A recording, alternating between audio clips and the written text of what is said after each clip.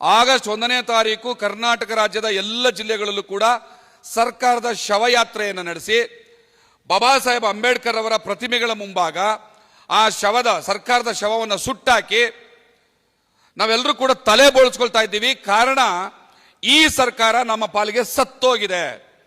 ಆ ಸತ್ತೋಗಿರುವಂತಹ ಪ್ರತೀಕವಾಗಿ ನಾವು ತಲೆ ಬೋಳಿಸಿ ಆ ಕೂದಲನ್ನೆಲ್ಲ ಪ್ಯಾಕ್ ಮಾಡಿ, ನಿಮ್ಮ ಯೋಗ್ಯತೆ ಇಷ್ಟೇ ಮುಖ್ಯಮಂತ್ರಿಗಳೇ, ಈ ಕೂದಲನ್ನ ಇಟ್ಕೊಂಡು ಇದನ್ನು ಮಾಡಿದ್ರೆ ಕೆಜಿಗೆ 3,000 ರೂಪಾಯಿನ ಬರ್ತದೆ, ತಗೊಂಡು ನೀವು ಅನ್ನ ತಿನ್ನೋಕೆ ಲಾಯಕ್ಕೂ ಮನೆಗೆ ಹೋಗಿ ಅಂತ ಹೇಳುವಂತಹ ಪ್ರತಿಭಟನೆ ಅದು ನಮ್ದು.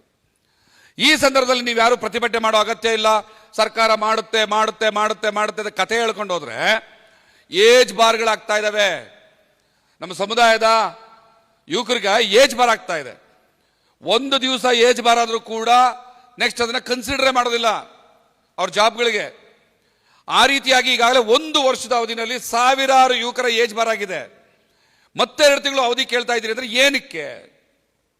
ಈಗ ಇದೇ ಆಗಸ್ಟ್ 11ನೇ ತಾರೀಕಿಂದ ಸೆಷನ್ ಕಮಿಟ್ ಆಗ್ತದೆ. ಸೆಷನ್ ಆದ್ಮೇಲೆ ಸೆಷನ್ ಅಲ್ಲಿ ಚರ್ಚೆ ಮಾಡೋದೇನು, ಅವನ್ ಸಿಡಿ ಎಲ್ಲಿದೆ, ಇವನ್ ಆಡಿಯೋ ಎಲ್ಲಿದೆ, ಅವನು ಎಷ್ಟು ತಿಂದ, ಇವನು ಎಷ್ಟು ತಿಂದ ಅಂತ ಮಾತಾಡ್ಬೇಕಾ? ಈ ರಾಜ್ಯದ ಬಡ್ಜೆಟ್, ಅಭಿವೃದ್ಧಿ ಯೋಜನೆಗಳು, ಒಳ ಮೀಸಲಾತಿ, ಜಾತಿ ಜನಗಣತಿ ಇಂಥದ್ರ ಬಗ್ಗೆ ಚರ್ಚೆ ಮಾಡ್ಬೇಕಾ?